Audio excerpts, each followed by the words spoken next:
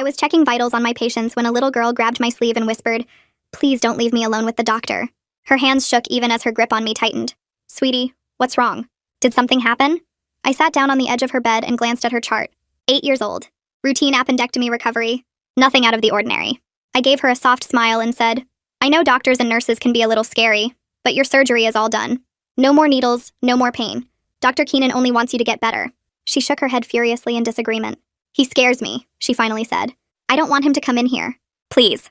Before I could ask what she meant, the door swung open and Dr. Keenan walked in with his tablet. He smiled at the girl who trembled and stared at me with pleading eyes. "Hello, I'll take it from here. You can go," he told me. I couldn't refuse, but the moment I stood up and saw the smile on his face, I knew something was wrong. And I needed to get to the bottom of things. I went straight to the nurse's station and pulled aside Carla, who'd been working this floor for 15 years. "Have you noticed anything weird about Dr. Keenan? Any complaints from patients?" She shrugged. "Keenan? No, he's one of the good ones. In fact, he was the only one who gave all the nurses gifts last Christmas." "Why?" I frowned, feeling even more lost. "Well, one of the little girls on this floor is completely terrified of him." Carla tilted her head in confusion. "That's strange. I've never heard anything like that about him. Maybe she's anxious? You know how kids can get when it comes to hospitals." I had the same thoughts, but I couldn't shake the feeling that there was something more. I mean, most kids who were anxious about treatment were afraid of nurses too. But this girl wasn't. She was only specifically afraid of him. So I asked 2 more nurses and got the same response. Nobody had seen or heard anything suspicious. But just as I was ready to give up, one of the janitors pulled me aside in the hallway. "I heard you earlier, asking people about Keenan. I saw him doing something strange last week," he said quietly. Then he paused, looking around to make sure nobody else was listening.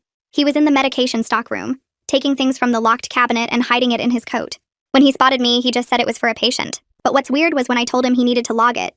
You know, protocol. He got angry. Told me to mind my own business and stay out of his way. He'd been watching me ever since. I watched the janitor shift around nervously. "Do you remember what he took?"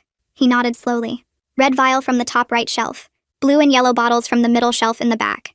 I felt my entire tremble, realizing exactly what those were.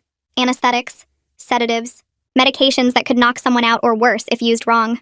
"Why didn't you report this?" His face wrinkled up as he said exasperatingly, "I'm a janitor. He's a handsome doctor. Who are people gonna believe?" I patted his shoulder.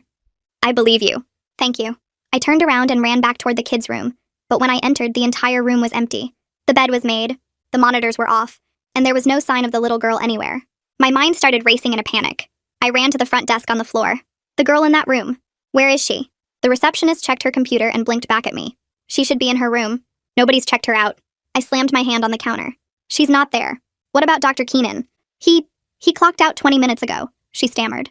I called security immediately.